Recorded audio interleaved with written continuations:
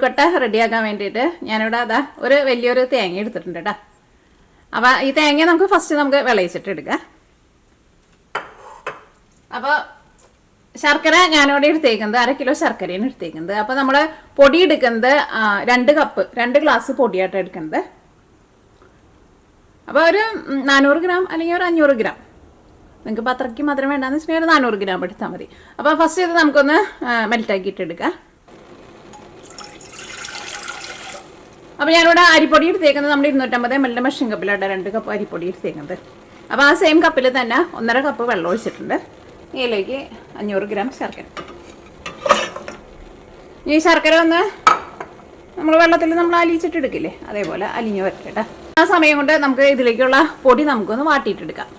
അപ്പോൾ പൊടി വാട്ടിയിട്ടെടുക്കാൻ വേണ്ടിയിട്ട് ഞാൻ പറഞ്ഞില്ലേ 250 ml മെഷീൻ കപ്പിൽ നമ്മൾ 2 കപ്പ് പൊടിയാണ് എടുത്തേക്കുന്നത്. ഇതിലേക്ക് നമുക്ക് 3 കപ്പ് വെള്ളം ചേർക്കാം. അപ്പോൾ ഇതിലേക്ക് നമ്മൾ വെള്ളം ചേർക്കാണ്. നിങ്ങളുടെ 250 ml മെഷീൻ കപ്പ് തന്നെ വേണമെന്നില്ല കേട്ടോ. നിങ്ങൾ സാധാരണ ചായ കുടിക്കുന്ന ഗ്ലാസ്സിൽ അളവ് എടുത്താൽ മതി. പക്ഷേ അങ്ങനെ തന്നെ അപ്പോൾ വെള്ളത്തിൻ്റെ എല്ലാത്തിൻ്റെ അളവ് അങ്ങനെ എടുത്താൽ മതി. ഇതിലേക്ക് ഞാനിവിടെ ഒരു ഇച്ചിരി പഞ്ചസാര ചേർക്കുന്നുണ്ട്. ഒരുപാടല്ല കേട്ടോ, ഒരു സ്വല്പം വേണമെന്ന് വെച്ചിട്ടുണ്ടെങ്കിൽ ചേർത്താൽ മതി. അപ്പോൾ നമ്മുടെ പുറത്തെ കോട്ടിങ്ങിനായിരുന്നാലും ചെറുതായിട്ട് ഒരു മധുരം ഉണ്ടാവില്ല. ഒരുപാട് മധുരമല്ല, കുറച്ച്. ഞാൻ അടുത്തത് ചേർക്കുന്നത് നെയ്യാട്ടോ ചേർക്കുന്നത്. ഇത്രയ്ക്ക് നെയ്യ് ചേർക്കുന്നുണ്ട്. ഇതിപ്പോൾ കട്ട പോലെയാണ് ഇരിക്കുന്നത്. നെയ്യ് ഇപ്പോൾ വെള്ളം പോലെ ഇരിക്കുകയെന്ന് വെച്ചിട്ടുണ്ടെങ്കിൽ ഒരു 1.5 ടേബിൾ സ്പൂൺ നെയ്യ്. അപ്പോൾ നമ്മുടെ ഈ പൊടി നമ്മൾ വാട്ടിയിട്ട് എടുക്കുമ്പോൾ നല്ല സോഫ്റ്റ് ആയിട്ട് വരുമല്ലോ. ഇതിലേക്ക് നമുക്ക് ആവശ്യത്തിന് ഉപ്പ് ചേർക്കാം. അപ്പോൾ നമ്മൾ തീ ഓണാക്കിയിട്ടില്ല കേട്ടോ. ഇത് ഈ വെള്ളത്തിൽ നമുക്ക് അരിപ്പൊടി നന്നായിട്ടൊന്ന് മിക്സ് ചെയ്യാം. എന്നിട്ട് നിങ്ങൾ ഇതിൻ്റെ ടേസ്റ്റ് നോക്കിയാൽ മതി ഉപ്പ് കറക്റ്റാണോ എന്ന്. സാധാരണ നമ്മൾ കൊഴുക്കട്ട ഉണ്ടാക്കുമ്പോൾ തളച്ച വെള്ളം ഒഴിച്ചിട്ടല്ലേ നമ്മൾ പൊടി കുഴച്ചിട്ടെടുക്കാറ്. അങ്ങനെ നമ്മൾ ഇതിനു മുമ്പ് നമ്മൾ വീഡിയോ ചെയ്തിട്ടുണ്ട്. ഇത് നമ്മൾ പൊടി വാട്ടിയിട്ട് എടുക്കുന്നത്. അപ്പോൾ ഇങ്ങനെ പൊടി വാട്ടിയിട്ട് എടുക്കുമ്പോൾ എന്താണെന്ന് വെച്ചാലുണ്ടല്ലോ, നമ്മളിപ്പോൾ കൊഴുക്കട്ട ഇപ്പോൾ നമ്മൾ രാവിലെ ഉണ്ടാക്കി വെച്ചാലും വൈകുന്നേരം ആയാലും നല്ല സോഫ്റ്റായിട്ട് തന്നെ ഇരിക്കും. സാധാരണ എൻ്റെ വീട്ടിലേക്ക് കോഴിക്കോട്ട ഉണ്ടാക്കുമ്പോൾ ഞങ്ങൾ ശനിയാഴ്ച വൈകിട്ട് ഉണ്ടാക്കി വയ്ക്കും. എന്നിട്ട് ഞായറാഴ്ച പള്ളിയിൽ ഓശാനി കഴിഞ്ഞ് വന്നിട്ട് കഴിക്കും. അപ്പോൾ അങ്ങനെ നമ്മൾ ഉണ്ടാക്കിയിട്ട് വെക്കുമ്പോൾ ഈ തിളച്ച വെള്ളത്തിൽ കുഴച്ചിട്ട് എടുത്തിട്ട് നമ്മൾ കോഴിക്കോട്ട ഉണ്ടാക്കി വരുമ്പോൾ പിറ്റേ ദിവസമൊക്കെ നമ്മൾ കഴിക്കുമ്പോൾ ചിലപ്പോൾ അതിൻ്റെ ആ പുറത്തെ കോട്ടിങ് ഉണ്ടല്ലോ അതിങ്ങനെ ഒന്ന് ഡ്രൈ ആയിട്ടുണ്ടാവും. പക്ഷേ ഇതേപോലെ ഉണ്ടാക്കി വെച്ചിട്ടുണ്ടെങ്കിലുണ്ടല്ലോ, ഇതിപ്പോൾ ശനിയാഴ്ച ഉണ്ടാക്കി വെച്ചാലും ഞായറാഴ്ചയ്ക്ക് ആയിരുന്നാലും നല്ല സോഫ്റ്റായിട്ട് തന്നെ ഇരിക്കും. അപ്പോൾ ഇത് പൊടിയിൽ നന്നായിട്ട് വെള്ളമൊക്കെ നന്നായിട്ട് മിക്സ് ആയിട്ടുണ്ട്. ഇതിലേക്ക് നമുക്ക് എക്സ്ട്രാ ഒരു 2 കപ്പ് വെള്ളം കൂടി ചേർക്കാം. ഫസ്റ്റ് ഇത്രയ്ക്ക് ചേർത്തിട്ടൊന്ന് മിക്സ് ചെയ്യുക. അപ്പോൾ ഇതെല്ലാം കൂടിയിട്ട് നന്നായിട്ട് മിക്സ് ആയി കിട്ടുമല്ലോ. ഇതിലേക്ക് നമ്മൾ എക്സ്ട്രാ 2 കപ്പ് വെള്ളം കൂടി ചേർക്കട്ടെ. ഇനിയിപ്പോൾ നിങ്ങളുടെ അടുത്ത് നെയ്യ് ഇല്ലയെന്ന് വെച്ചിട്ടുണ്ടെങ്കിൽ നെയ്ക്ക് പകരം വെളിച്ചെണ്ണ ചേർത്താലും കുഴപ്പമില്ല കേട്ടോ. നെയ്യ് ഉണ്ടെന്ന് വെച്ചിട്ടുണ്ടെങ്കിൽ നെയ്യ് ചേർത്തോ. ഇത് വെള്ളത്തിൽ നന്നായിട്ടൊന്ന് മിക്സ് ആയിക്കോട്ടെ കേട്ടോ. ഇനി നിങ്ങൾ ടേസ്റ്റ് നോക്കിക്കോ ഉപ്പ് കറക്റ്റാണോ എന്ന്. ഉപ്പ് ആ വെള്ളത്തിൽ കറക്റ്റ് പാകം മതി കേട്ടോ. സാധാരണ നമ്മൾ ബസ്മതി റൈസൊക്കെ വേവിക്കുമ്പോൾ ഒരു പൊടിക്ക് കൂടുതൽ ഉപ്പ് ചേർക്കാറുണ്ട്. ഇത് അരിപ്പൊടി ഓൾറെഡി നല്ല സോഫ്റ്റ് ആണല്ലോ. അപ്പോൾ അതുകൊണ്ട് തന്നെ ആ വെള്ളത്തിൽ കറക്റ്റ് ഉപ്പ് മതി, എക്സ്ട്രാ ഒട്ടും കൂടി നിൽക്കണ്ട. അപ്പോൾ നമ്മുടെ പൊടി വെള്ളത്തിൽ നന്നായിട്ട് മിക്സ് ആയിട്ടുണ്ട്. നമ്മൾ തീ ഓണാക്കാൻ വേണ്ടിയിട്ട് പോകട്ടെ. നമ്മുടെ വെള്ളത്തിൽ കിടന്നിട്ട് നന്നായിട്ട് വെന്ത് തിക്കായിട്ട് വരണം. പക്ഷെ പെട്ടെന്നാവൂട്ടാ. ഇതേപോലെ തന്നെയാണ് നമ്മൾ നൂലപ്പം നമ്മൾ ഉണ്ടാക്കിയിട്ടുണ്ടെന്ന് വെച്ചിട്ടുണ്ടെങ്കിൽ നല്ല സോഫ്റ്റായിട്ട് ഇരിക്കുന്നു പറയില്ലേ, അത് സെയിം ഇതേപോലെ തന്നെ മാവ് കുഴച്ചിട്ടിട്ട് നിങ്ങൾ നൂലപ്പം ഉണ്ടാക്കി നോക്കാം. അതായിരുന്നാലും ഇപ്പം ഇന്നുണ്ടാക്കി വെച്ചിട്ടുണ്ടെങ്കിൽ പിറ്റേ ദിവസത്തേക്ക് ആയിരുന്നാലും നൂലപ്പം നല്ല സോഫ്റ്റായിട്ട് തന്നെ ഇരിക്കും. ഇങ്ങനെ ആവുമ്പോഴുണ്ടല്ലോ പൊടിക്ക് നല്ല മയം കിട്ടും.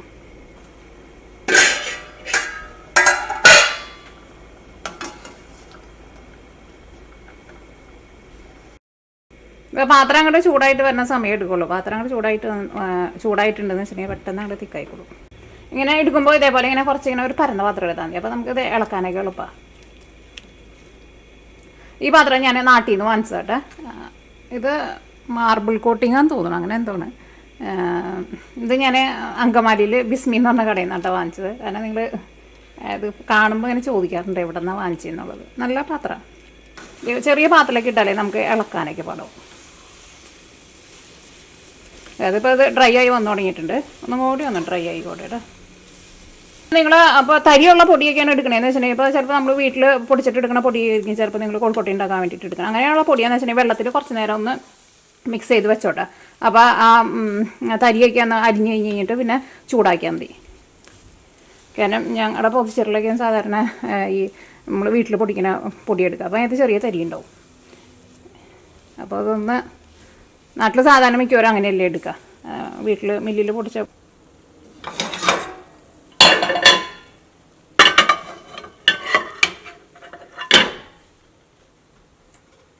അപ്പോൾ അതോടെ ഇരുന്നിട്ട് ചൂടാറിയിട്ട് നമ്മുടെ ശർക്കര അതാ വെള്ളത്തിൽ നന്നായിട്ട് മെൽറ്റായിട്ടുണ്ട് കേട്ടോ. ഇനി നമുക്ക് ശർക്കര നമുക്കൊന്ന് അരിച്ചിട്ടെടുക്കുക.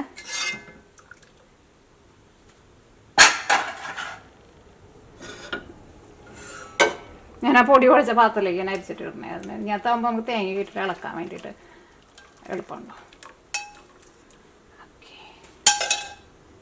ഇതിലേക്ക് ഞാനിവിടെ അടുത്തത് ചേർക്കുന്നത് നമ്മുടെ ചെറിയ ജീരകം ഉണ്ടല്ലോ, ചെറിയ ജീരകം പൊടിച്ചതാണ്. അത് ഞാനിതിലേക്ക് ഒരു ടേബിൾ സ്പൂൺ ചേർക്കണുണ്ട് കേട്ടോ. കാരണം എനിക്ക് ഈ ചെറിയ ജീരകത്തിൻ്റെ ടേസ്റ്റ് നല്ല ഇഷ്ടമാണ്. അപ്പോൾ പിന്നെ തേങ്ങ നമ്മൾ അത്യാവശ്യം ഒരു വലിയ തേങ്ങ ചേർക്കണുണ്ടല്ലോ, അപ്പോൾ അത് ചെറിയ ജീരകം ഇത് നല്ലത്. അപ്പോൾ ഇത് ഞാൻ ചെറിയ ജീരകം ഒന്ന് ചൂടാക്കിയിട്ട് പൊടിച്ച് ഞാൻ എടുത്ത് വെച്ചിരുന്നത്, അപ്പോൾ അത് ചേർത്തിട്ടുണ്ട്. പിന്നെ അടുത്തത് ചേർക്കുന്നത് ചുക്ക് പൊടിച്ചതായിട്ട്. ഇത് ഞാൻ കടയിൽ നിന്ന് റെഡിമെയ്ഡായിട്ട് വാങ്ങിച്ചതായിട്ട്. ഇത് ഞാനിവിടെ 1 ടീസ്പൂണാട്ടോ ചേർക്കുന്നത്, ടേബിൾ സ്പൂൺ അല്ല കേട്ടോ. ഇനി നിങ്ങളുടെ അടുത്ത് ഏലക്കായ ഉണ്ടെന്ന് വെച്ചിട്ടുണ്ടെങ്കിൽ ഏലക്കായ കൂടിയിട്ട് ചേർക്കട്ടെ. എൻ്റെ അടുത്ത് ഏലക്കായ തീർന്നിരിക്കുക. ഇനിയിപ്പോൾ എന്തായാലും നാട്ടിൽ പോകുമ്പോൾ കൊണ്ടുവരാമെന്ന് വെച്ചാൽ അതുകൊണ്ട് തന്നെ വാങ്ങിച്ചിട്ടില്ല. അപ്പോൾ ഏലക്കായ നിങ്ങളുടെ ടേസ്റ്റിനനുസരിച്ചിട്ട് ചേർത്തോട്ടോ. ഈ ചുക്കും ജീരകമൊക്കെ ചേർക്കണോട്ടോ, അപ്പോഴായിരിക്കും ആ തേങ്ങ വിളയിച്ചിട്ട് എടുക്കുമ്പോൾ നല്ല ടേസ്റ്റ് ഉണ്ടാവുക. ഇതിലേക്ക് നമുക്ക് തേങ്ങ ചേർക്കാം.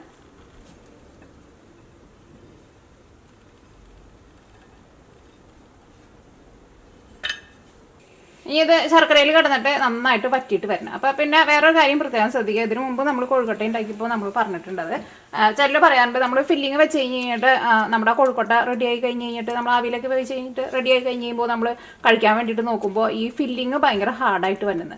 ഫില്ലിങ് ഹാർഡായിട്ട് വരുന്നത്. ഫില്ലിങ് ഹാർഡായിട്ട് വരുന്നത് എന്തുകൊണ്ടെന്ന് വെച്ചാലുണ്ടല്ലോ, ഈ ശർക്കര ഈ തേങ്ങ നമ്മൾ നന്നായിട്ട് വരട്ടിയെടുത്ത് കഴിഞ്ഞ് കഴിയുമ്പോൾ കുറേ നേരം ഇട്ടിട്ട് ഇളക്കരുത്. കുറേ നേരം ഇട്ടിട്ട് നമ്മൾ ഇളക്കി ഭയങ്കര ഡ്രൈ ആക്കിയിട്ട് എടുത്തിട്ടുണ്ടെന്ന് വെച്ചിട്ടുണ്ടെങ്കിൽ ശർക്കര നമുക്കറിയാലോ കുറേ നേരം കിടന്നിട്ട് അത് ചൂടാകുമ്പോൾ അതിങ്ങനെ ഒരു നൂൽപ്പരുവാകുമല്ലോ. അങ്ങനത്തെ ടെക്സ്ചറിലേക്ക് വരുമ്പോഴാണ് നമ്മൾ ഫില്ലിംഗ് ആയിട്ട് ഉള്ളിൽ വെച്ച് കഴിയുമ്പോൾ അതിങ്ങനെ ഒട്ടും ജ്യൂസി അല്ലാണ്ട് ഭയങ്കര ഹാർഡായിട്ട് വരുന്നത്. അപ്പോൾ ഇതിലേക്കും ഞാനിവിടെ ഇത്രയ്ക്ക് നെയ്യ് ചേർക്കുന്നുണ്ട്. നെയ്യ് ചേർക്കാണ്ടും ഫില്ലിംഗ് റെഡിയാക്കിയിട്ട് എടുക്കാം, പക്ഷേ നെയ്യും കൂടി ചേർത്തിട്ടുണ്ടെങ്കിൽ നല്ല ടേസ്റ്റ് ആയിരിക്കും. പിന്നെ ശർക്കര അരിച്ചിട്ട് എടുക്കുമ്പോൾ എന്നാലും അത്രയ്ക്ക് വെള്ളം ഒന്ന് ചേർക്കുന്നുണ്ട്. എന്നാൽ ഈ തേങ്ങ ഈ ശർക്കരയിൽ കിടന്നിട്ട് ഒന്ന് നന്നായിട്ടൊന്ന് വിളഞ്ഞ് വരണം. വിളയിച്ചിട്ട് എടുക്കാം. അങ്ങനെ വിളയിച്ചിട്ട് എടുക്കുമ്പോഴാണ് ശരിക്കും ആ തേങ്ങയുടെ ഉള്ളിലേക്കൊക്കെ ശരിക്കും ആ ശർക്കരയുടെ ടേസ്റ്റൊക്കെ കിട്ടുള്ളൂ. അത് നോക്കിയേ, ഇതിപ്പോൾ നല്ല ഡ്രൈ ആയിട്ട് വന്നിട്ടുണ്ട്. ഇനിയും കുറേ നേരം ഇട്ടിട്ട് ഭയങ്കര എന്താ പറയുക, നമ്മളിങ്ങനെ ഉരുട്ടുമ്പോൾ ഇങ്ങനെ ഉരുണ്ട് വരുന്ന പരുവാവാനൊന്നും നിൽക്കണ്ട കേട്ടോ. അങ്ങനെ വരുമ്പോഴാണ് ഞാൻ ആ പറഞ്ഞ പോലെ ഫില്ലിങ് ഉള്ളിൽ വെക്കുമ്പോൾ ഭയങ്കര ഹാർഡായിട്ട് വരുന്നത്. ഇത്രയ്ക്ക് മതി കേട്ടോ. ഇതിപ്പോൾ നമ്മൾ ഇങ്ങനെ തിരിച്ച് മറിച്ചിടുമ്പോഴൊക്കെ ആയിരുന്നാലും അങ്ങനെ ഉരുണ്ടൊന്നും വരുന്നില്ല. അങ്ങനെ ഉരുണ്ടൊന്നും വരണ്ട. ഇത് ഇരുന്നിട്ട് ഒന്ന് ചൂടാറി കഴിയുമ്പോൾ അതൊന്നും കൂടി ഒന്ന് തിക്കായിട്ട് വന്നോളൂ. കാരണം ഇത് ചൂടാറി കഴിയാണ്ട് ഫില്ലിംഗ് ആയിട്ട് വെക്കരുത് കേട്ടോ.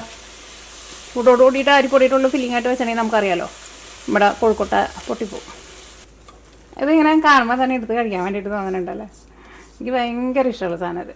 എനിക്ക് സാധാരണ മധുരങ്ങളതിന് ഇഷ്ടമാണ്, പക്ഷേ ശർക്കരയുടെ മധുരം എനിക്ക് ഭയങ്കര ഇഷ്ടം. എനിക്ക് മിക്കവർക്കും ഈ ശർക്കരയുടെ മധുരം നല്ല ഇഷ്ടമാണെന്ന് തോന്നുന്നു.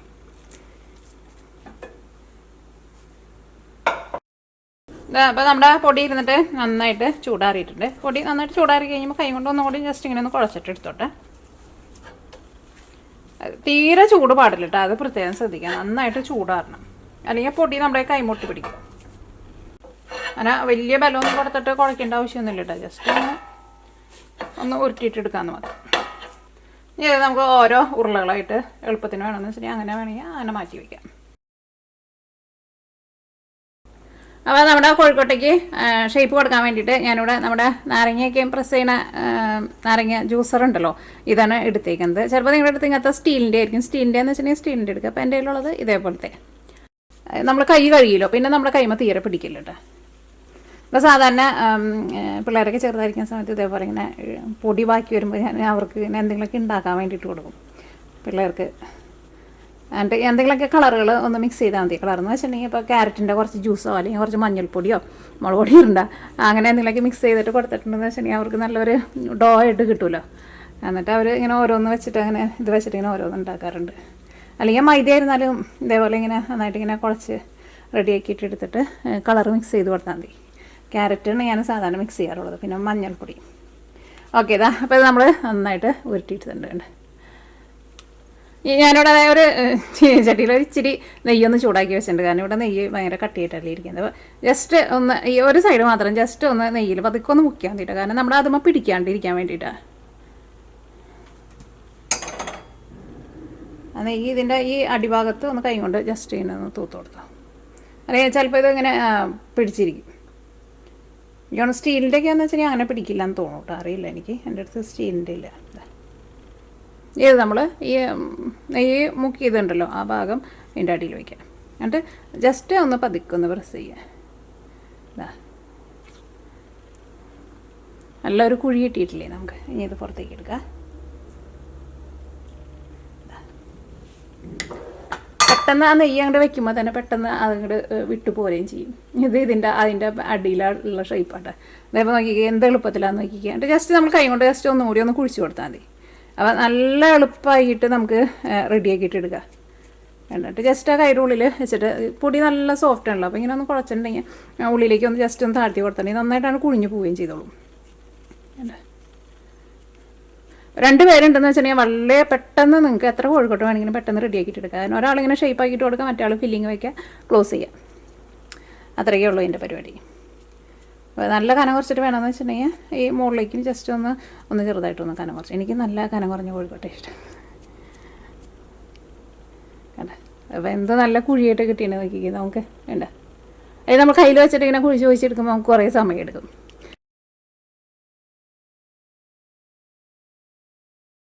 ബാക്കിയുള്ള കോഴിക്കോട്ടെ എല്ലാവരും നമുക്ക് ഇതേപോലെ ഇങ്ങനെ ഷേപ്പ് ആക്കിയിട്ട് എടുക്കാം.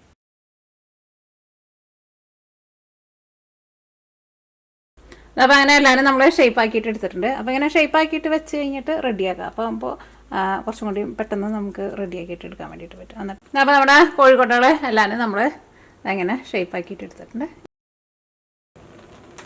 പെട്ടെന്ന് നമുക്ക് വെന്ത് കിട്ടുകയും ചെയ്യും. കാരണം ഓൾറെഡി പൊടി നന്നായിട്ട് വെന്തേക്കുന്നതാണല്ലോ. ഇനി നന്നായിട്ടൊന്ന് ആവി വന്നാൽ മതി. അപ്പോൾ നമ്മുടെ കോഴിക്കോട്ട ഇരുന്നിട്ട് ഒന്ന് ചെറുതായിട്ടൊന്ന് ചൂടാറിയിട്ടുണ്ട്. നിങ്ങൾക്ക് തിരക്കൊന്നുമില്ല എന്ന് വെച്ചിട്ടുണ്ടെങ്കിൽ നന്നായിട്ട് ചൂടാറി കഴിഞ്ഞിട്ട് എടുത്താൽ മതിട്ടാ. പ്രത്യേകം ശ്രദ്ധിക്കുക, നല്ല ചൂടോട് കൂടിയിട്ട് എടുക്കരുത് കേട്ടോ. അപ്പോൾ അത് ഭയങ്കര സോഫ്റ്റായിട്ടല്ലേ ഇരിക്കുന്നത്. അപ്പോൾ ചിലപ്പോൾ പൊട്ടി പോകും. അപ്പോൾ അങ്ങനെ നമ്മുടെ കോഴിക്കോട്ടയുടെ ഉള്ളിൽ നോക്കി നല്ല സോഫ്റ്റായിട്ട് ഇരിക്കും. ഇതിൻ്റെ ഉള്ളിൽ ചൂടാറി കഴിഞ്ഞാലും ഇതിൻ്റെ സോഫ്റ്റ്നെസ് പോവില്ല കേട്ടോ. ഒട്ടും ഹാർഡായിട്ട് വന്നിട്ടില്ല, നല്ല സോഫ്റ്റായിട്ടായിരിക്കുന്നത് കണ്ടേ. അപ്പോൾ ഞാൻ ആ പറഞ്ഞ പോലെ നിങ്ങൾ റെഡിയാക്കിയിട്ട് എടുക്കണം കേട്ടോ. ഫില്ലിങ് കുറേ നേരിട്ട് ഇളക്കിയിട്ട് ഭയങ്കര ഡ്രൈ ആക്കിയിട്ട് എടുക്കരുത്.